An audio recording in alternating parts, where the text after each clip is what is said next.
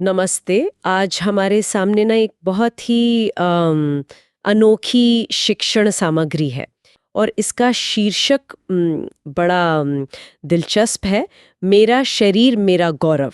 हाँ, शीर्षक तो वाकई ध्यान खींचता है। तो इस किट का मतलब मकसद क्या लगता है? जाहिर है शरीर के बारे में, खासकर जो प्रजनन अंग है उनके बारे में जो शर्म या झिझक होती है हाँ हाँ, उसको दूर करना और सीधी सादी जानकारी देना। बिल्कुल। और ख़ास तौर पर जो किशोर किशोरियां हैं उनमें यौवन के दौरान जो बदलाव आते हैं उन पर फोकस है। ये सिर्फ जानकारी से ज्यादा कुछ लगता है ना? हाँ, बिल्कुल सही कहा। ये सामग्री ना सिर्फ ज्ञान देने तक ही नहीं है, बल्कि जिस तरह से जिस अंदाज में ये बात कही जा रही है, हाँ। वो शायद ज़्यादा अहम है। कोशिश ये दिखती है कि आसान भाषा हो, चित्र हो, ताकि जो मुश्किल लगने वाले विषय हैं, वो आसानी से समझ आ जाएं। सीखने वाले को कोई हिचक ना हो।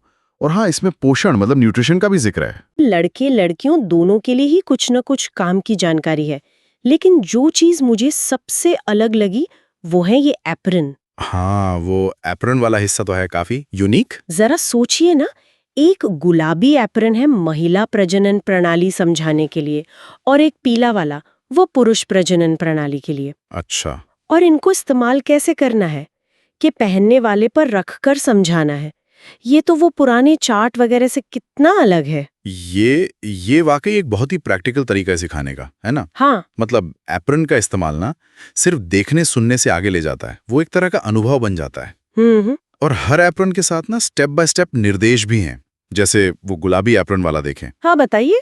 तो चरण 2 में बाहरी जननांग, फिर चरण 3 में शरीर के अंदर के अंग, चरण 4 में माहवारी कैसे शुरू होती है। अच्छा। फिर चरण 5 में अंडाशय से वो जो डिम निकलता है, ओव्यूलेशन जिसे कहते हैं, हाँ हाँ, उसकी जानकारी। हाँ। और फिर चरण 6 में योनि से जो खून बहता है, मतलब मेंस्ट्रुअल ब्लीडिंग। अच्छा, ये सारे स्टेप्स दिए हैं जी। और फिर पहले एप्रन यानी पुरुषों वाली प्रणाली के लिए भी वैसे ही चरण होंगे। हाँ, बिल्कुल वैसे ही। चरण 2 में लिंग की सामान्य अवस्था। ठीक है। चरण 3 में अंदर की और बाहर की बनावट। ठीक है। चरण 4 में वो लिंग में उत्तेजना, हाँ। इरेक्शन पर बात है। और चरण 5 में वीर्यस्खलन, मतलब इजैक्यूलेशन। ये जो स्टेप बाय स्टेप बताने का तरीका है, ये क्यों इतना असरदार हो सकता है? आपको क्या लगता है? देखिए, इसका फायदा यह है कि ये ना जटिल शारीरिक प्रक्रियाओं को छोटे-छोटे समझने लायक हिस्सों में बांट देता है। अच्छा।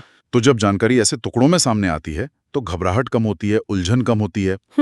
खास तौर पर जब हम यौवन और प्रजनन जैसे विषयों पर बात कर रहे हों, जिन्हें लेकर वैसे भी काफी चुप्पी रहती है या गलतफहमियां होती हैं।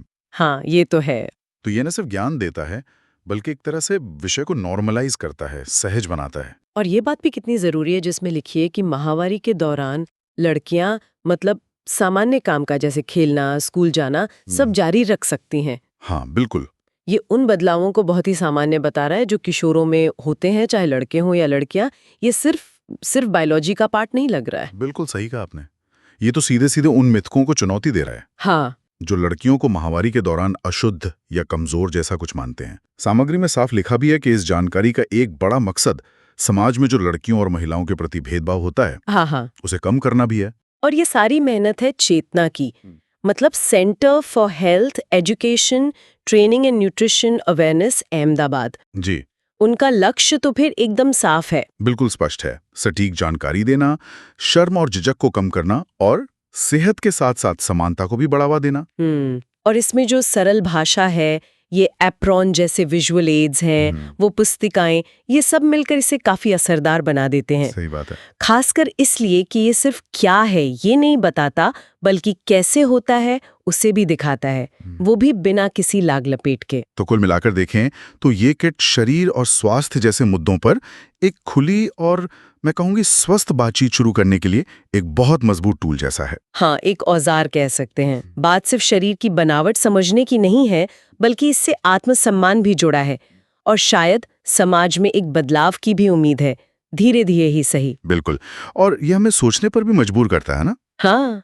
अगर इस तरह की सीधी, बिना शर्म वाली और व्यवहारिक शिक्षा अगर हमारे समुदायों में और फैले, तो सोचिए स्वास्थ्य पर, आपसी समझ पर और ये जो लैंगिक समानता की बात है, उस पर कितना गहरा असर पड़ सकता है। ये सवाल यकीनन सोचने लायक।